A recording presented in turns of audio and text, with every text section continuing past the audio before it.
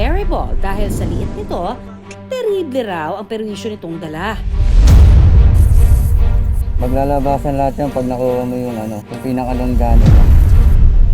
Sa maliit nga nitong kagat, tiyak apektado ang iyong balat. Ayun po yung kinakatakot baka kasi pag kinagat ng surot, ma-infection, ganun po. Ano nga ba ang solusyon na lulusot kung ang problema ay surot?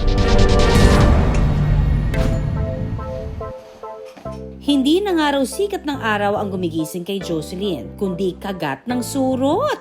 May kumakagat na lang po sa'yo bigla. Tapos syempre po, hanapin niyo po kung ano yun. Kaya naano ko, wala naman lamok. Ano kaya yun? Baka surot.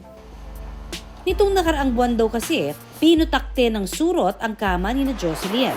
Kaya naman pagkagising niya, madalas may pantal siya sa tiyan, binte at braso. Basta mga 3 days ay magpepeklat din po siya.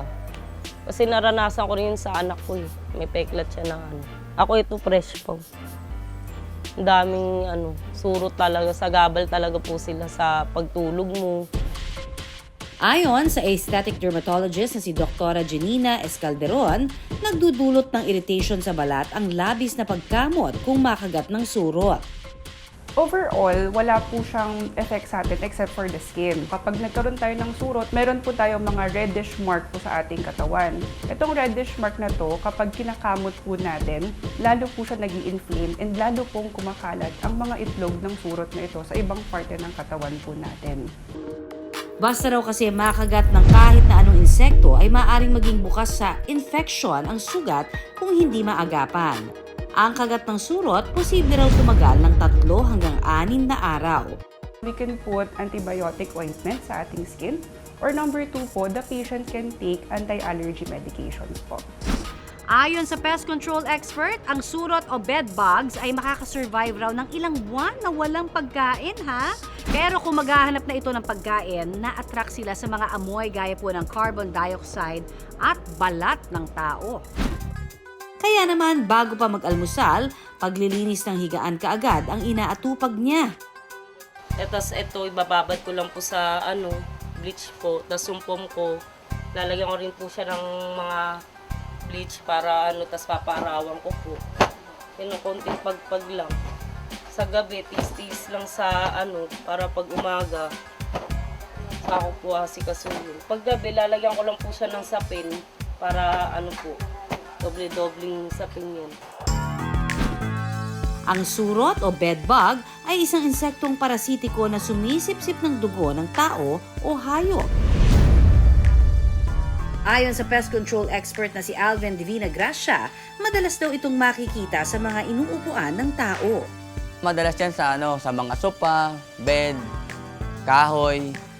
Yan, doon sila madalas nagtatago.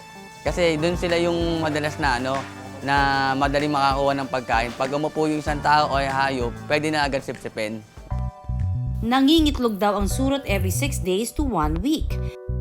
Climate kasi yan eh. Mas gusto nila pag pag mainit yung panahon. Doon sila yung maatake. Mas gusto nila yung tuyong lugar. Basta doon sila mag-i-stay. Bukod sa nangangagat, masama rin daw ang amoy nito ayon kay Jocelyn. Surot po, may amoy.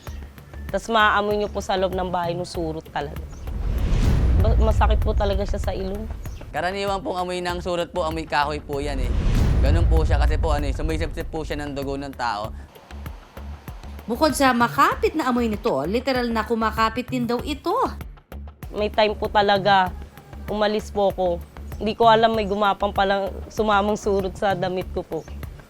Tapos may kita mo nasa sulok po siya ng t-shirt. Meron nga nung bag.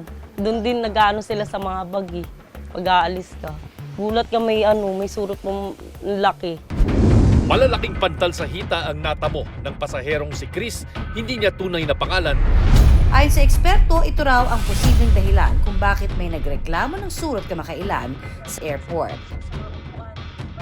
Sa tingin ko po kaya po nagkasurot doon, meron po sigurong pasahero or gamit na napunta doon na merong surot na nadala lang, then dumami na doon kaya nagkaroon siya ng bedbug doon sa area.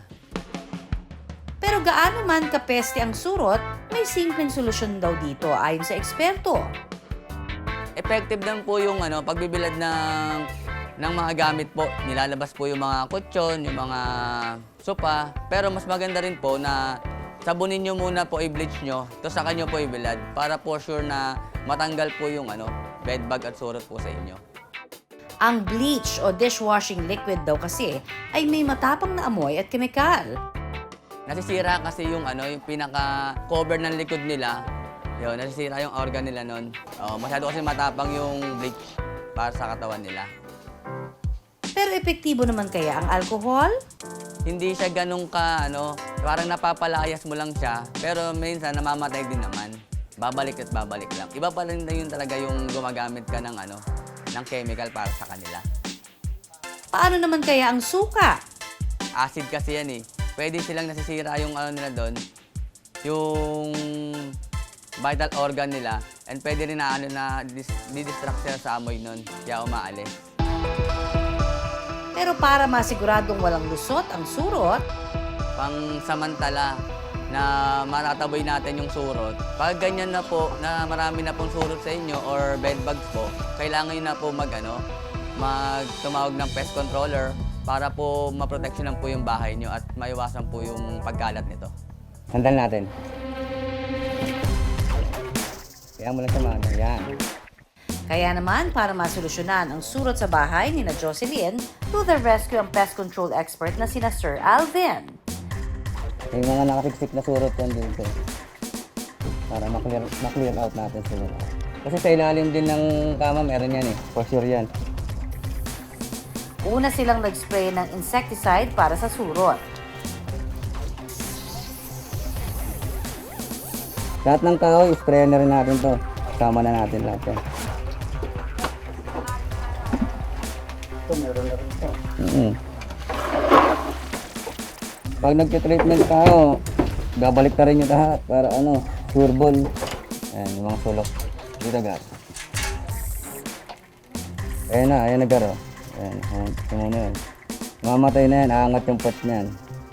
Pag umangat yung pot niyan, automatic na, hinto na. Ayan, automatic na, patay na siya. Ano, wala tayong titira, ubusin natin yan.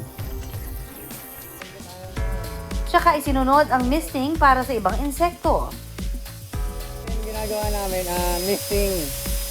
Maganda po yan sa mga flying insects, sa mga lamok, langaw. Mapapatay po lahat. Sa ipis, okay din po yan. Balik, kukulubin lang po yung yung bahay niya ng 30 minutes. Yung gamot, effective agad sa kanila, naglalabasan yung mga mga surot. Mas nakakatulog na po kami ng maayos. Tapos nakapaglaro na ng anak ko dun sa higaan namin. Maraming salamat po Pinoy MD sa tulong niyo. At para naman protektado ang ating balat sa mga kagat ng surot at iba pang insekto, prevention is key, ayon sa ating eksperto. Regularly po tayo nagpapalit po ng linen, regularly po tayo nagpapalit ng mga punda or sapin po sa ating kama. Huwag po tayo mag-store ng mga matatagal na gamit, yung mga clutter po na hindi natin na-change for a long time. Kasi yun po yung may tendency na bahayan po ng mga surot. Paalala mga kapuso, panatilihing malinis ang ating mga bahay. Para hindi lang hayahay, kundi para wala ring lusot ang mga surot.